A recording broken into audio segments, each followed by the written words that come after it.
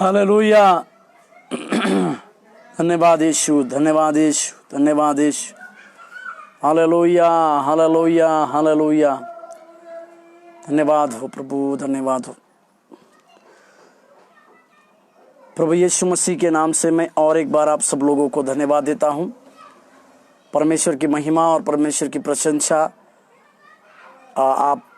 आप लोगों के द्वारा प्रभु जो कार्य के लिए आप लोगों को चुना है, उस कार्य को करने के लिए परमेश्वर सामर्थी है। और परमेश्वर ने आप लोगों का जो अभिषेक किया, उस अभिषेक के लिए मैं परमेश्वर का धन्यवाद देता हूं। जिस कार्य के लिए परमेश्वर ने आपको विश्वास योग्य समझा, उस कार्यों के प्रति आप परमेश्वर के लिए कार्य करते रहेंगे या प्रभु में और आगे बढ़ते चले जाएंगे, तो परमेश्वर आप लोगों के जीवन में और बहुतायत से कार्य करेगा और उसकी बड़ी बड़ी बातें आप लोगों के जीवन में पूरी होगी। इस प्रकार की आशा और इस प्रकार का अनुग्रह और इस प्रकार का आशीष मैं आपको देता हूं। इस दल के लिए भी मैं प्रभु का धन्यवाद देता हूं। सारे हमारे सेवकों के लिए भी मैं परमेश्वर का धन्यवाद देता हूं। जैसे हम पिछले दिनों से देख रहे हैं, हम लोग एक सीरीज को चला रहे हैं, निरंतर प्रार्थना करो बोलकर हम एक सीरीज को चला रहे थे। उसमें हमने यीशु मसीह ने जो प्रार्थना सिखाई, उस यीशु मसीह की सिखाई हुई प्रार्थना के कुछ महत्वपूर्ण बातों के ऊपर अध्ययन करते आ रहे। पहले हमने ये हमारे स्वर्गीय पिता बोलकर परमेश्वर के क्या मनसा है, परमेश्वर इस वाक्य से हमारे जीवन में क्या चाहता है, इन सारी बातों के विषय में परमेश्वर के कुछ अद्भुत बातों के द्वारा हमने कुछ सीखा। उसके बाद हम जो है तेरा नाम पवित्र माना जाए बोलकर हमने जो बातों को सीखा, उन बातों में हम जाने परमेश्वर की इच्छा और परमेश्वर के कार्य, इसके विषय में हमने कुछ बातों को सीखने की कोशिश किया। और आज हम उसका तेरा राज्य आए, जो मत्ती रचित सुसमाचार उसके 6 अध्याय के 10वें वाक्य में जो शब्द आया है, उसके विषय में हम कुछ बातों को देखेंगे और कुछ बातों को समझेंगे। तेरा राज्य आए, इस विषय के बारे में हम सब लोग जानते हैं कि परमेश्वर उसके स्थित राज्य की घोषणा कई एक सुसमाचार के कामों में, मेरे साथ एक वचन को पढ़िएगा, मत्ती रचित सुसमाचार उसका 4 अध्याय उसके 17वें वाक्य को मैं आपके लिए पढ़ना चाहता हूं। यीशु मसीह ने उस समय से यीशु ने, मत्ती रचित सुसमाचार 4 अध्याय का 17वां वाक्य, उस समय से यीशु ने प्रचार करना और यह कहना आरंभ किया, मन फिराओ क्योंकि स्वर्ग का राज्य निकट आया है। हालेलुया। यहाँ पे प्रभु यीशु मसीह स्वर्ग का राज्य निकट आया है बोलकर कहते। जब प्रभु यीशु मसीह अपने चेलों को यह प्रार्थना सिखाते, तेरा राज्य आए, इसका मतलब है किस प्रकार के राज्य की बातों को करता है या किस प्रकार के राज्य की बातों के बारे में प्रभु यहाँ पे लोगों को कहते हुए हम देखते। इसी वचन को यूहन्ना जो बपतिस्मा देता था, उसके जीवन में अगर हम देखते हैं तो वो इस प्रकार से कहता है, ये वही इसी बात को दोहराता है। मेरे साथ एक वचन को पढ़िएगा। इसी बातों को प्रेरित पौलुस अपने जीवन में से कुछ बातों को, रोमियो का किताब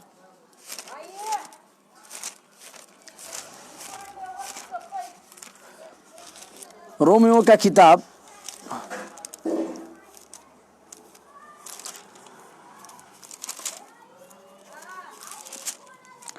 रोमियो का किताब उसका 14 अध्याय का 17वां वाक्य मैं आपके लिए पढ़ना चाहता हूं। रोमियो का किताब उसका 14 अध्याय और उसके 17वें वाक्य में इस प्रकार से आया, क्योंकि परमेश्वर का राज्य खाना पीना नहीं परंतु धर्म और मेल मिलाप और वह आनंद है जो पवित्र आत्मा से होता है। हालेलुया। प्रभु यीशु मसीह के नाम को मैं फिर से और एक बार धन्यवाद देता हूं। प्रभु की दया और परमेश्वर के कार्य को स्मरण करते हुए यहाँ पे हम एक बात को देखते कि परमेश्वर का राज्य जो है, ये खाना पीना या इसमें नहीं है, परंतु परमेश्वर का राज्य है धर्म और मेल मिलाप की बातें।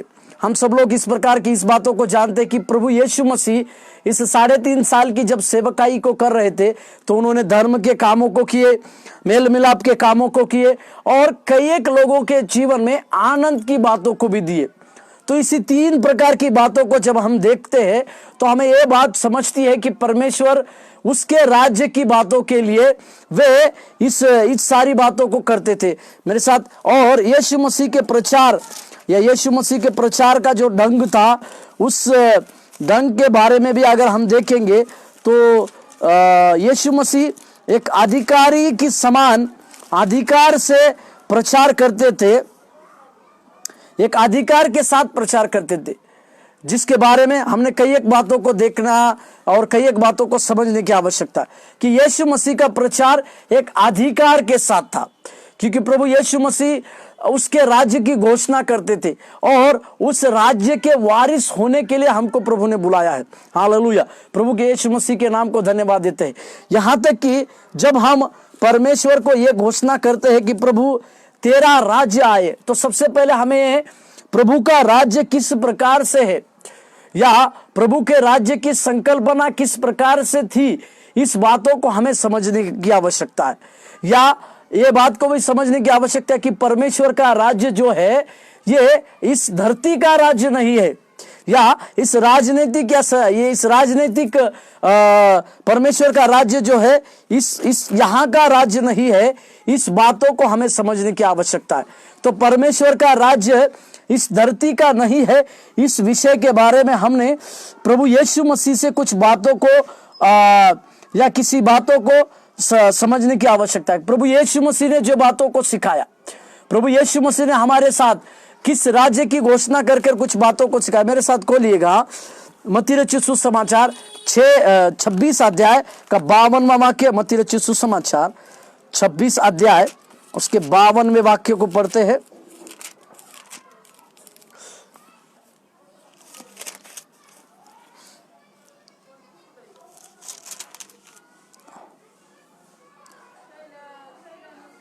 यीशु मसीह ने अपने चेले लोगों को इस बात को सिखाया।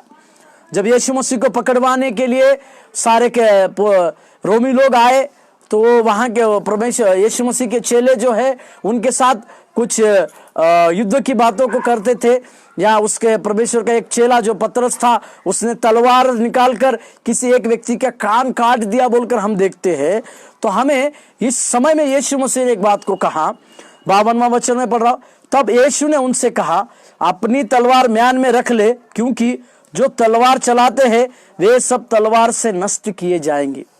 मतलब इस बात से हमें एक बात को सीखते हैं कि प्रभु इस धरती पर किसी हिंसा करने के लिए या किसी राज्य में लड़ाई कर अपना राज्य जीतने के लिए नहीं आए थे। तो परमेश्वर ने कहा उसका राज्य नीति, न्याय और धार्मिकता के ऊपर था। इसके लिए इस बात को हमें समझने की आवश्यकता है। इस बात को और एक बात को मैं आपके लिए पढ़ना चाहूंगा, मेरे साथ खोलिएगा कि परमेश्वर ने बार बार इस संसार के बातों से हमको अलग किया। या संसार परमेश्वर का, मैं इस प्रकार से कहूं, परमेश्वर अपना राज्य इस संसार में नहीं, इस अभी के संसार में स्थापित करना नहीं चाहता है, क्योंकि हम इस बात को जानते हैं अभी का संसार जो है उस शत्रु के हाथ में। इसी के लिए परमेश्वर ने अपने राज्य को इस संसार में बसाना नहीं चाहा।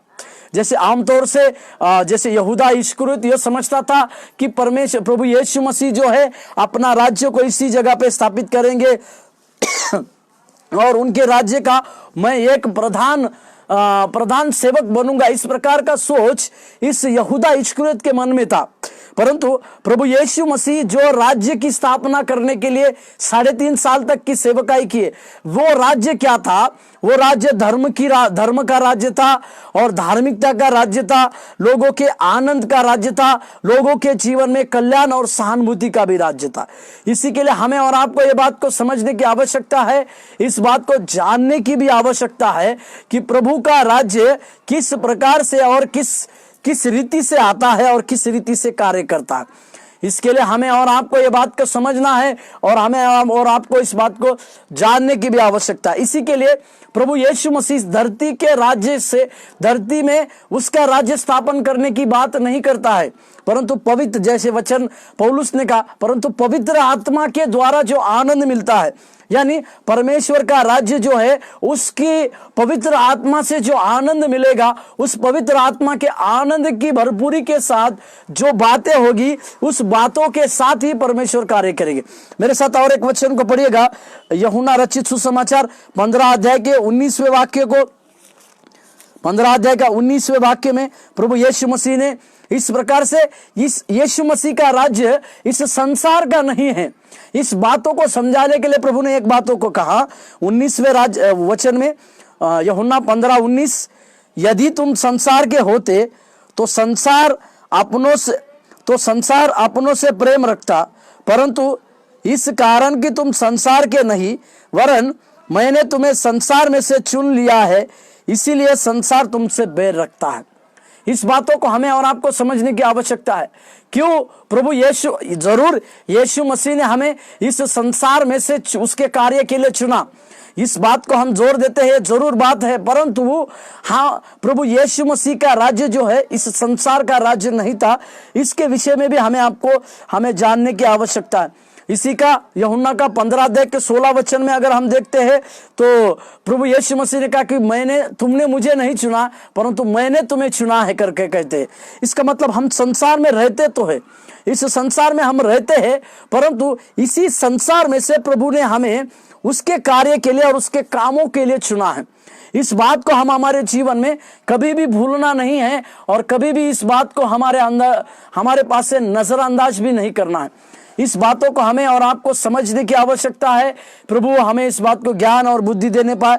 उसी प्रकार से याकूब का पत्री उसके 4 अध्याय का 4 वचन में याकूब ने इस प्रकार से जोर दिया। याकूब का पत्री 4 अध्याय का 4 वचन में याकूब ने कहा, हे व्यभिचारिणियों, क्या तुम नहीं जानती कि संसार से मित्रता करनी परमेश्वर से बैर करना है? अतः जो कोई संसार का मित्र होना चाहता है वो अपने आप को परमेश्वर का बैरी बनाता है। हालेलुया। यहाँ पर भी मैं आपको ये दिखलाने के लिए चाह रहा हूं कि परमेश्वर का राज्य जो है ये संसार का राज्य नहीं है, या परमेश्वर इस संसार में अपने अधिकार के साथ इस संसार में अपना राज्य स्थापित करने के लिए नहीं आए थे। इसी के लिए मैं उस बात को, जब एक धनवान युवक जब यीशु मसीह के पास आकर कहा कि अनंत जीवन पाने के लिए मुझे क्या करना चाहिए, तो प्रभु यीशु मसीह ने उसको सफाई से कहा कि मुझे तू भला क्यों कहता है, भला एक ही है, वो है परमेश्वर। इसके लिए प्रभु यीशु मसीह ने उसको इस प्रकार से कहने की आवश्यकता थी।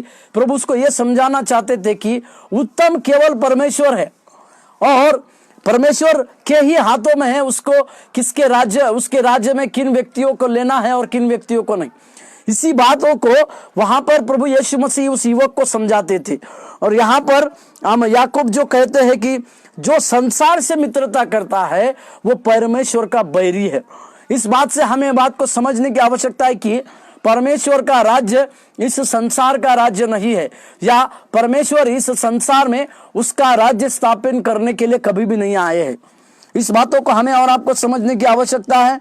जैसे पहला यूहन्ना का पत्री 4 का 4 अगर हम देखें, पहला यूहन्ना का पत्री 4 के 4 में इस प्रकार से लिखा हुआ है, हे बालकों, तुम परमेश्वर के हो और तुमने उन पर जय पाई है, क्योंकि जो तुम में है वह उससे जो संसार में है बड़ा है। हालेलुया। जो हमारे अंदर है वो प्रभु यीशु मसीह का आत्मा ये संसार से बड़ा है बोलकर यहाँ पे यूहन्ना बड़े सफाई से लिखता है और बड़े सफाई से हमें समझाने की कोशिश करता है। इसी के लिए जब कभी भी हम परमेश्वर के नाम को ये करते कि प्रभु तेरा राज्य आए, तो हमें यह बात समझने की आवश्यकता है कि परमेश्वर का राज्य इस अधिकार के साथ इस जगत में लाना ये परमेश्वर का राज्य नहीं है। दूसरी बात, परमेश्वर का राज्य संसार का भी राज्य नहीं है। इसी के लिए प्रभु यीशु मसीह ने मत्ती रचित सुसमाचार 6 अध्याय के 33वें वाक्य में इस प्रकार से कहा, इसलिए पहले तुम परमेश्वर के राज्य और उसके धर्म की खोज करो। इसका मतलब प्रभु ने यह बात को सिखाया कि उसके राज्य की खोज करो, यानी परमेश्वर के राज्य की खोज करने के लिए प्रभु लोगों को कहते हैं। और एक बात को परमेश्वर ने कहा, जब चेले लोग आकर उसको कहते कि हम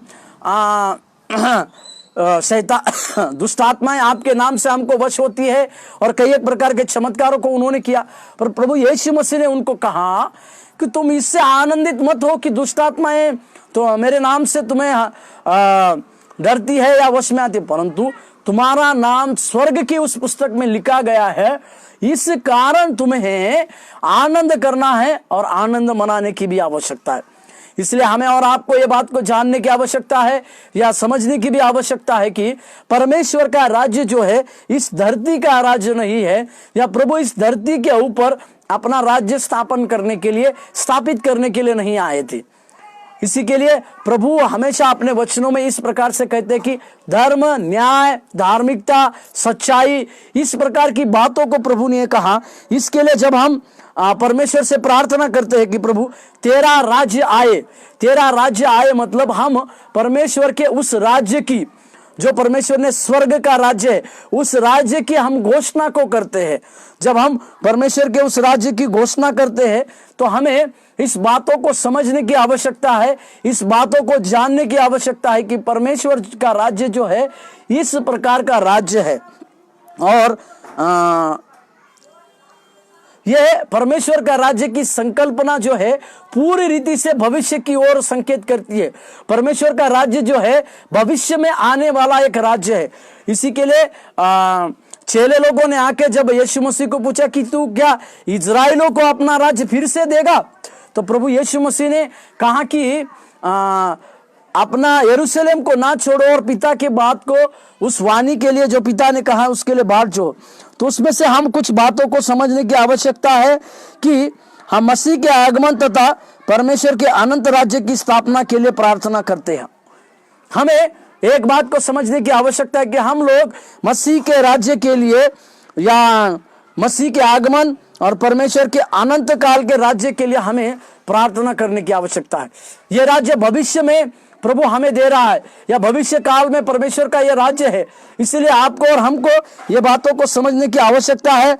और प्रभु ने जो नई आकाश और नई सृष्टि की बातें की, ये वही नया परमेश्वर का राज्य की संकल्पना है। मेरे साथ खोलिएगा प्रकाशित वाक्य उसके 21वें अध्याय, उसके पहला वाक्य, प्रकाशित वाक्य नई आकाश और नई पृथ्वी के बारे में। पहला वाक्य, फिर मैंने नए आकाश और नई पृथ्वी को देखा, क्योंकि पहला आकाश और पहली पृथ्वी जाती रही और समुद्र भी न रहा। इस प्रकार परमेश्वर जो है, जो परमेश्वर राज्य को बना रहे हैं, जो परमेश्वर का राज्य जो है, यह भविष्य की एक बड़ी संकल्पना है, या एक भविष्य की बड़ी बात है, या भविष्य की एक सूचक बात है। इस बातों को हमें समझने की आवश्यकता है। इस भविष्य की बातों में नई आकाश और नई पृथ्वी होगी। यहाँ तक कि यूहन्ना देखता है कि पिछली बातें सब खत्म हो गई, अभी परमेश्वर जो है नई आकाश और नई पृथ्वी की बातों को भी कहते हैं, और समुद्र भी उस समय में नहीं रहेगा बोलकर हम जानते हैं। इसी के लिए हमें इस बातों को प्रार्थना भी करने की आवश्यकता है, और परमेश्वर के कार्य को लगातार बढ़ने की भी आवश्यकता है। मेरे साथ खोलिएगा दूसरा पतरस का किताब, तीसरा अध्याय, दूसरा पतरस तीसरे अध्याय और उसका 10 वचन से लेकर 12वें वचन तक। उसमें इस प्रकार से लिखा है, परंतु प्रभु का दिन चोर के समान आ जाएगा।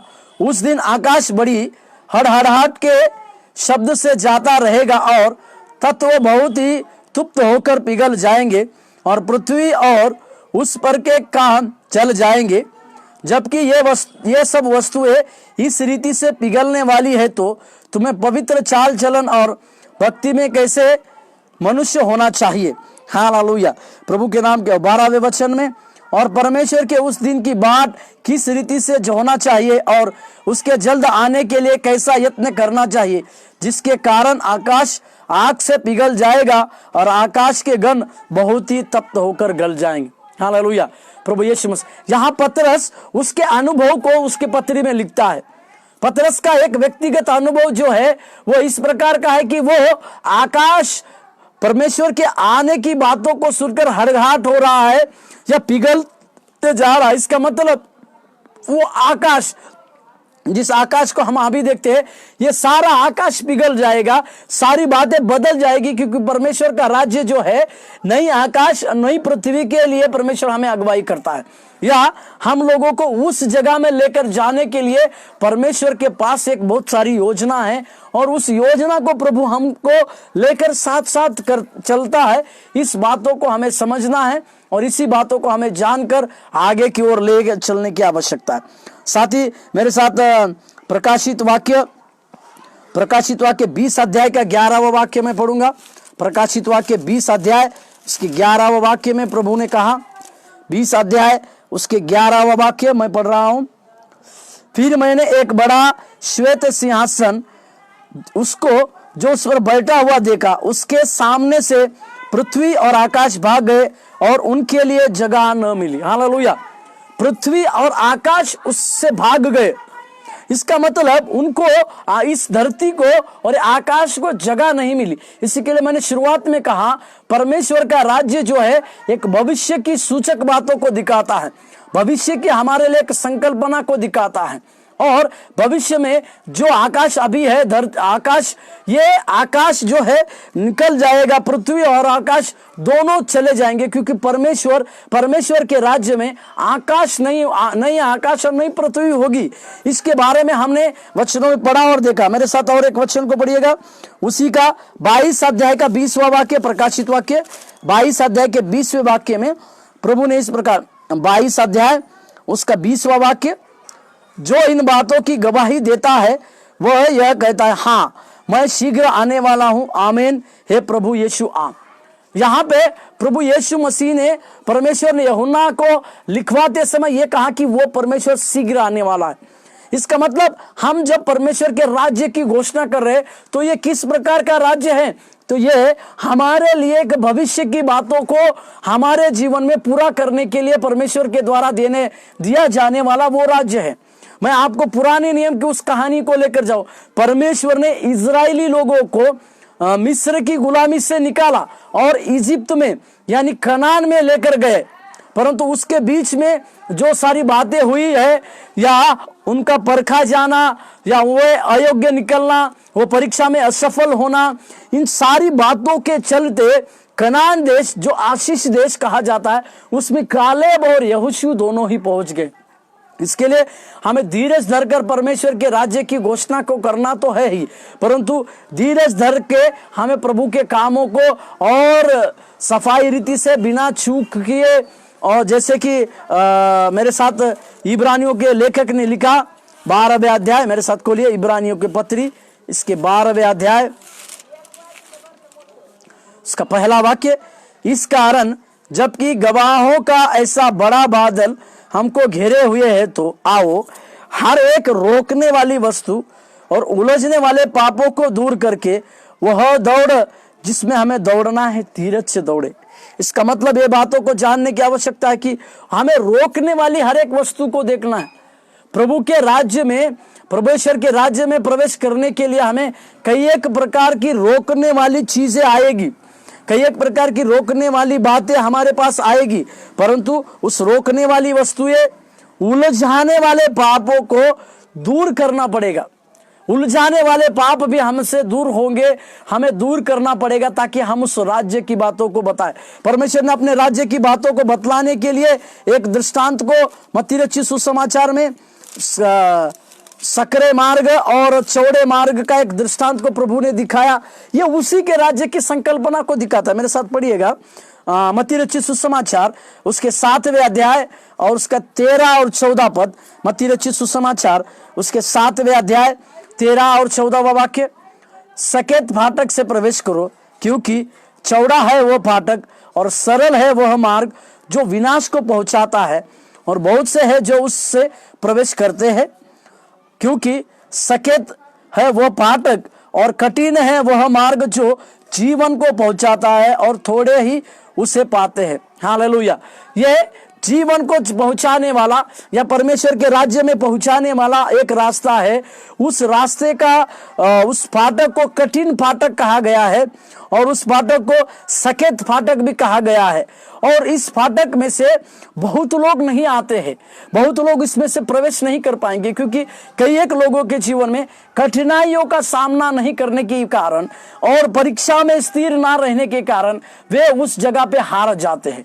इसलिए हमें हमारे जीवन में कठिनाइयां हो, हमारे जीवन में परीक्षाएं हो, हमारे जीवन में कमी घटी क्यों ना हो, परंतु हमें उस परमेश्वर के राज्य की घोषणा करते हुए, परमेश्वर के उस राज्य का आगे की बातों को देखते हुए हमें लगातार आगे बढ़ते जाने की आवश्यकता है।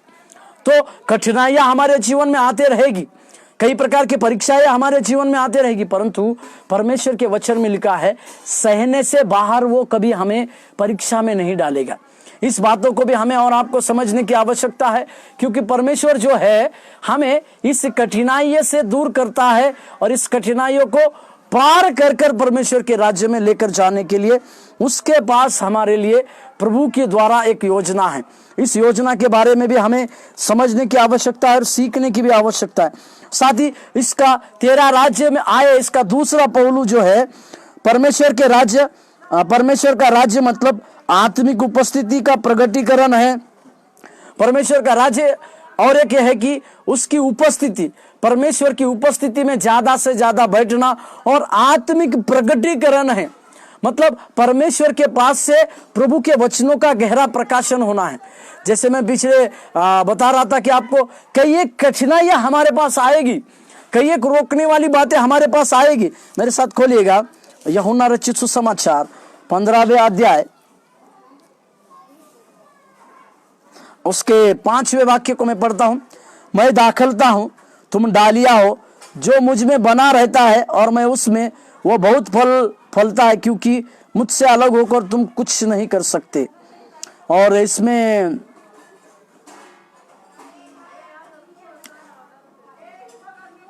दूसरा वाक्य 15 अध्याय यूहन्ना 15:2, जो डाली मुझ में है और नहीं फलती उसे वह काट डालता है, और जो फलती है उसे वह छांटता है। हालेलुया। ये छांटने का बात मतलब परमेश्वर हमारे अंदर उसकी आत्मिक उपस्थिति देने के लिए, उसका बड़ा प्रकाशन देने के लिए प्रभु हमारे अंदर के कुछ बातों को निकालना चाहता है।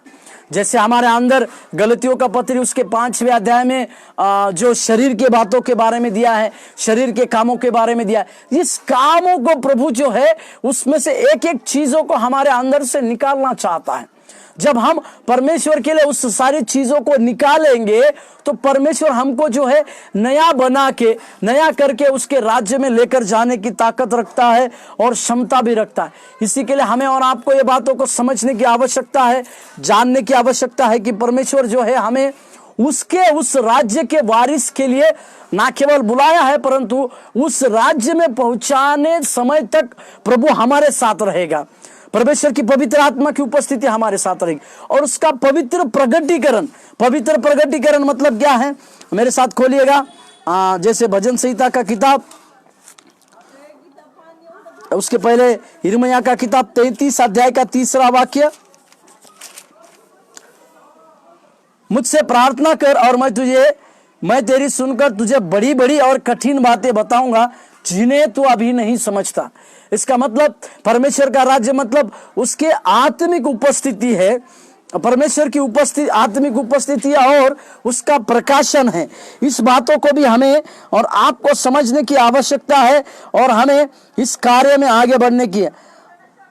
हमें उसकी प्रजा में परमेश्वर की सामर्थ्य को मानना तथा शैतान के काम नाश हो, बीमार चंगे हो, खोए हुए ढूंढे, धार्मिकता में आए और अपने लोगों के ऊपर पवित्र आत्मा को प्राप्त करे। मतलब हमें इस बातों को जानने की आवश्यकता है कि प्रभु यीशु मसीह ने जब 12 चेलों को चुना तो परमेश्वर ने उनको एक आज्ञा दी। उनको प्रभु ने इस प्रकार से कहा, मेरे साथ खोलिएगा मत्ती रचित सुसमाचार उसके 10वें अध्याय,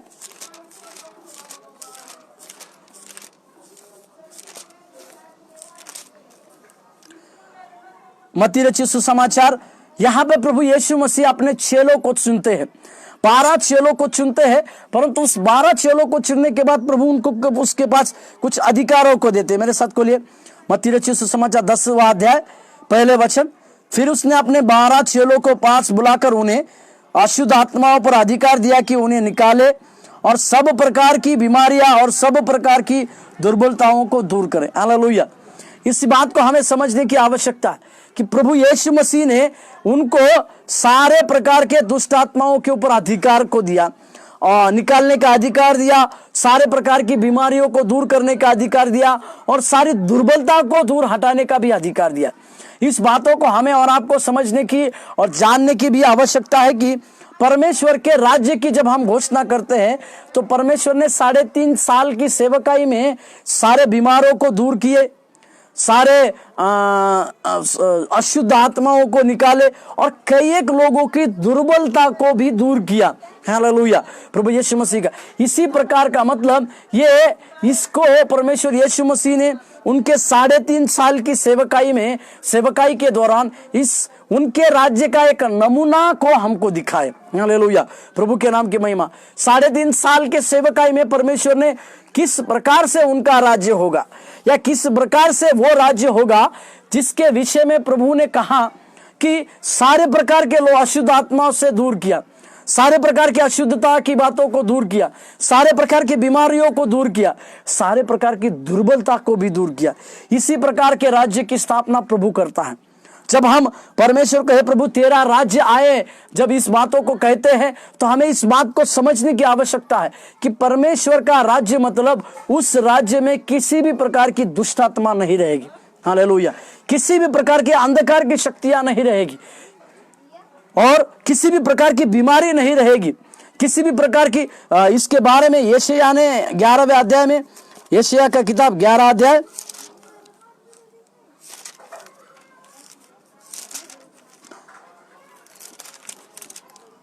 यशायाह का किताब 11 अध्याय के 4 वचन को मैं पढ़ता हूं, उसके बाद 6, 7 और 8। पहले 4 वचन। परंतु वह कंगालों का न्याय धर्म से और पृथ्वी के नम्र लोगों का निर्णय खराई से करेगा और वह पृथ्वी को अपने वचन के सोटे से मारेगा और अपने फूंक के झोंके से दुष्ट को मिटा डालेगा। हालेलुया। ये प्रभु यीशु मसीह के लिए यशायाह का प्रभु का जो शांति का राज्य, परमेश्वर का राज्य क्या होगा, जब प्रभु का राज्य आएगा तो परमेश्वर के राज्य के बारे में क्या होगा, उसके लिए 6 वचन से यशायाह का किताब 6 वचन से 8वें वचन तक 9वें वचन तक, 6 से 9वें वचन तक मैं पढ़ूं। तब भेड़िया पेड़ के बच्चे के संग रहा करेगा और चीता बकरी के बच्चे के साथ बैठा करेगा और बछड़ा और जवान सिंह और पाला पोसा हुआ बैल तीनों इकट्ठे रहेंगे और एक बच्चा लड़का उनकी अगुवाई करेगा। गाय और रिछनी मिलकर चरेंगे और उनके बच्चे इकट्ठे बैठेंगे और सिंह बैल के समान भूसा खाया करेगा। दूध पीता बच्चा करेत के बैल के बिल पर खेलेगा और दूध छुड़ाया हुआ लड़का नाग के बिल में हाथ डालेगा। मेरे सारे पवित्र पर्वत पर ना तो कोई दुख देगा और ना हानि करेगा, क्योंकि पृथ्वी यहोवा के ज्ञान से ऐसी भर जाएगी जैसा जल समुद्र से भर जाएगा। हालेलुया। प्रभु का राज्य किस प्रकार से होगा, इसके विषय में परमेश्वर के प्रभु यशायाह के द्वारा इस बातों को लिखवा रहा है कि एक भेड़ के बच्चे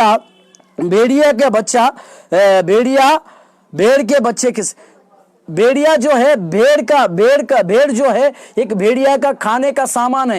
ये हिंस्र प्राणी है, जो भेड़िया जो है एक हिंस्र प्राणी है। उसी तरह से शेर भी जो है एक हिंस्र प्राणी है। जवान सिंह ये हिंस्र प्राणी है। बैल ये हिंस्र प्राणी है, ये मारने वाले हैं। परंतु जब प्रभु का राज्य आएगा उस समय में इनका खाना बदल जाएगा। ये लोग एक दूसरे इंसानों के अभी जैसा बैल या सांप या अजगर या नाग ये हिंस्र प्राणी के चलते लोगों के ऊपर अटैक करते हैं, लोगों को मारते हैं, परंतु परमेश्वर के राज्य में इस प्रकार से किसी की हत्या नहीं होगी। इसी के लिए यहाँ पर लिखा है, एक छोटा बच्चा जो है कुछ भी उनकी अगुवाई करेगा बोलकर देखते हैं कि और सिंह और बैल जो है भूसा खाएंगे बोलकर लिखा है। इसका मतलब इस बातों से हम एक बात को सीखते हैं कि परमेश्वर का राज्य जो है इस प्रकार से राज्य है कि उस राज्य में किसी भी प्रकार की दुर्घटना नहीं होगी, किसी भी प्रकार की हत्या नहीं होगी, किसी भी प्रकार का लूटपाट या खून का बातें नहीं होगा, क्योंकि परमेश्वर उस राज्य को चाहता है और उसके उस राज्य के द्वारा परमेश्वर लोगों की अगुवाई करना चाहता है और उस राज्य में लोगों को लेकर जाना चाहता। इसके लिए हम जब परमेश्वर को कहते हैं प्रभु तेरा राज्य आए, इसका मतलब यह है आज के संसार का राज्य जो है शैतान के वश में पड़ा है, आज का संसार जो है शैतान के वश में पड़ा है, परंतु इसी के लिए प्रभु ने कहा इस संसार का सरदार निकाला जाता है, परंतु उस सरदार का मेरे ऊपर अधिकार नहीं है। इसका मतलब क्या है, प्रभु इस संसार के राज्य को नहीं चाहते हैं, परमेश्वर इस संसार के राज्य की बात को नहीं कह रहे हैं, परंतु परमेश्वर किसकी बात कर रहे हैं, परमेश्वर जो है उनके आने वाले राज्य की बातों को कर रहे हैं। परमेश्वर जो है उनके उस राज्य की जहां पे किसी भी प्रकार के हानि नहीं होगी, किसी भी प्रकार का दुख नहीं होगा, किसी भी प्रकार का शोक भी नहीं होगा, इस प्रकार के राज्य की बातों को परमेश्वर कहते हैं। और इसी की घोषणा जब हम परमेश्वर की सिखाई हुई प्रार्थना में कहते हैं तेरा राज्य आवे, तो हमारे मन में यह बात की आवश्यकता है। जिस राज्य की संकल्पना परमेश्वर प्रभु यीशु मसीह ने अपने जीवन काल में अपनी सेवकाई में 3.5 साल तक किए, उसी राज्य की घोषणा हम करते हैं। आइए हम प्रार्थना करें।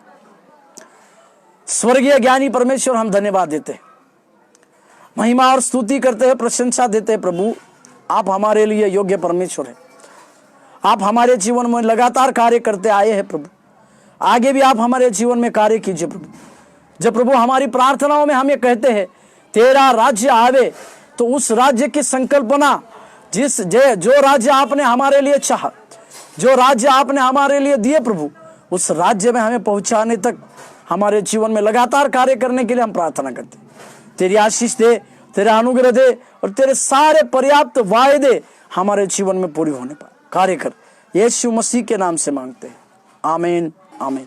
प्रभु आपको आशीष देने पाए। धन्यवाद।